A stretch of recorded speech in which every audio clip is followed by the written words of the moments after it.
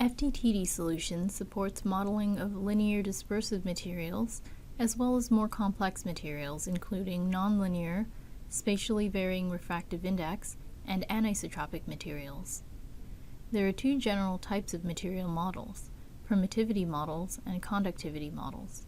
Permittivity models are more common, but the type of material model that you can define for a structure depends on the type of structure and whether it is a 2D structure, a 2D rectangle or polygon, or 3D structure. Structure primitives have a material property with a drop-down menu allowing you to select a material to assign to the object. For 3D primitives, the material of the object is represented in the simulation by a permittivity. You can choose to set the material to object-defined dielectric and specify the refractive index of the material in the index field.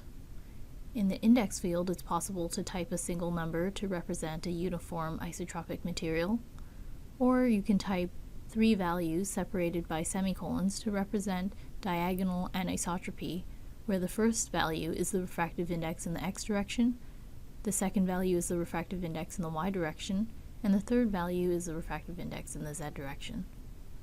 You can also type an equation as a function of variables x, y, and z to define a refractive index profile that varies over space.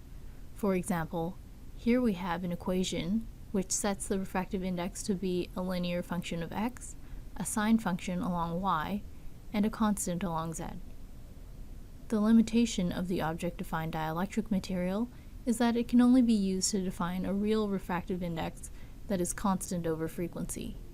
To represent a dispersive material where the index is a function of frequency, you'll need to choose a different material from the drop-down.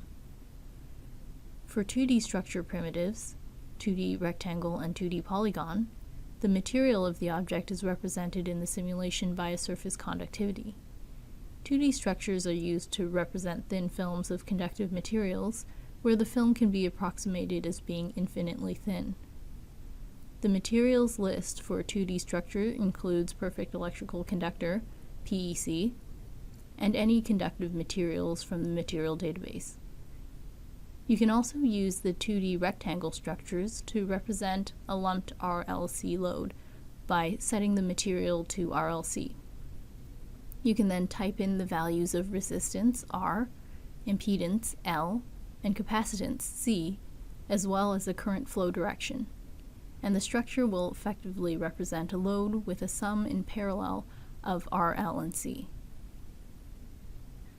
Most imported objects added from the Import drop-down menu in the main toolbar use the Materials drop-down menu to set the material of the imported object, similarly to 3D structure primitives, except for the NK Material Import object.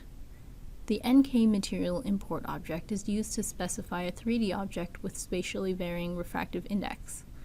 This is done by specifying the refractive index, which can be anisotropic, over a 3D rectangular grid of positions. Note that this is meant for single frequency simulations only, and cannot be used to specify a spatially varying refractive index that's also dispersive. The material database, which can be opened from the Materials button in the main toolbar, includes a full list of materials that you can choose from in the materials list of an object, and lets you add and edit materials.